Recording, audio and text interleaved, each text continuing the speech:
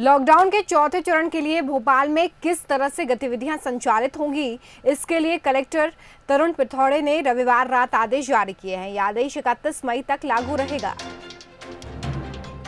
भोपाल को 6 सेक्टर्स में बांटा गया है और इसके तहत भोपाल को सेक्टर्स में बांटकर आवश्यक गतिविधियों को शर्तों के साथ मंजूरी दी गई है।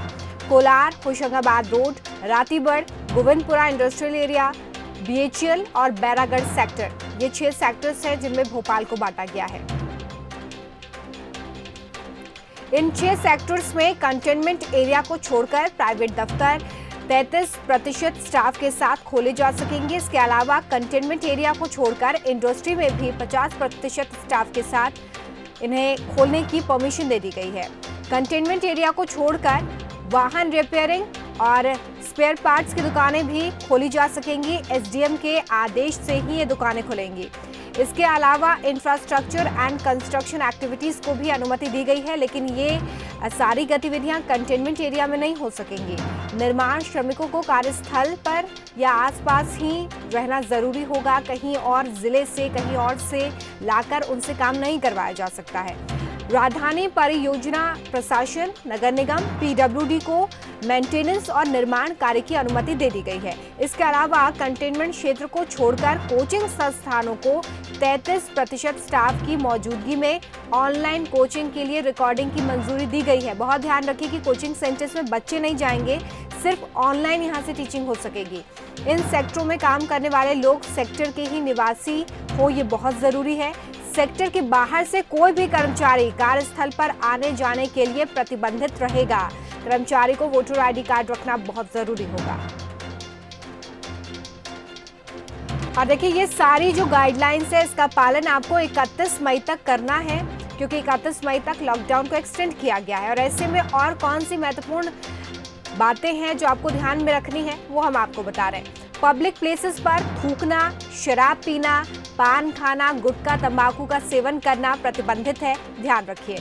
बुजुर्ग, गर्भवती महिलाएं और 10 साल से छोटे जो बच्चे हैं, उनको घर में ही रहना है, लेकिन मेडिकल इमरजेंसी है तो ही वो जा सकते हैं।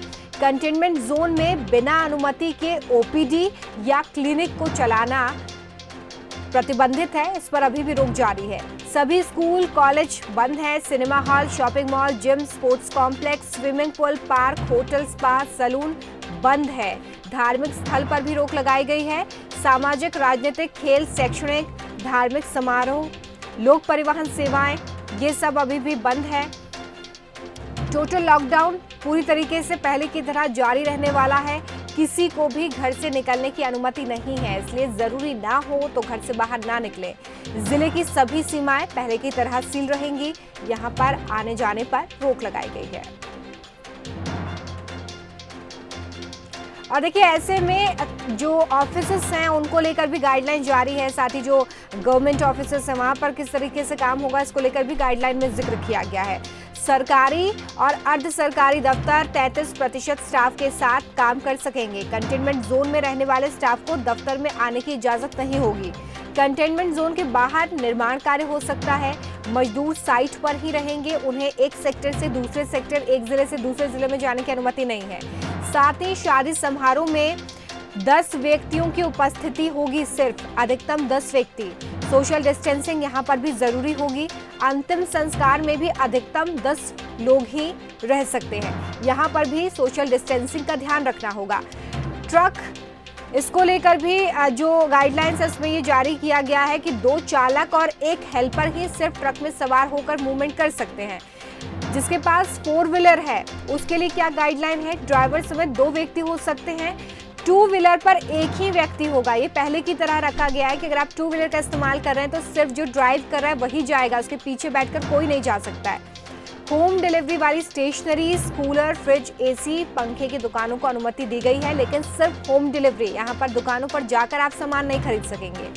इसके अलावा कंटेनमेंट जोन को छोड़कर रहवासी इलाके के अंदर की दुकानें, ग्रामीण क्षेत्र में कंटेनमेंट को छोड़कर सभी दुकानें, कंटेनमेंट एरिया के बाहर आने वाले जो इलाके हैं वहां पर आटा चक्की को खोलने की परमिशन दे दी गई है। तो देखिए, बहुत सारी रियायतें दी गई हैं इस बार, क्योंकि लॉकडाउन 4 वैसे भी लॉकडाउन 3 से अलग होने ही वाला था। आर्थिक गतिविधियों पर जोर दिया गया, इसलिए बहुत सारी ऐसी दुकानें खोली जा रही हैं जो अब तक नहीं खुल रही थी, लेकिन यहाँ पर भी शर्त एक ही है कि containment area, red hotspot area, वहाँ पर सख्ती जारी रहेगी। उसके बाहर आपको रिलैक्सेशन दिया गया है। सभी के लिए क्या बहुत जरूरी है ये ध्यान रखिए, वोटर आईडी कार्ड रखना आपके लिए बहुत जरूरी है। घर से निकले तो वोटर आईडी अपने साथ रखें। सार्वजनिक स्थलों पर आपके लिए मास्क लगाना जरूरी है। सोशल डिस्टेंसिंग को ध्यान में रखिए। इमरजेंसी ड्यूटी करने वाले सरकारी कर्मचारी को अपना आई कार्ड रखना जरूरी है। जिले से बाहर या बाहर जिले से दाखिल होने वाले के पास ई पास होना चाहिए। बिना ई पास के उसे एंट्री नहीं दी जाएगी। साथ ही दुकान और संस्थानों में सोशल डिस्टेंसिंग की जिम्मेदारी खुद दुकानदार और संस्थानों की होगी। वो ही ये सुनिश्चित करेंगे कि उनके इंस्टीट्यूशन में, उनकी दुकानों के बाहर सोशल डिस्टेंसिंग का सख्ती से पालन हो।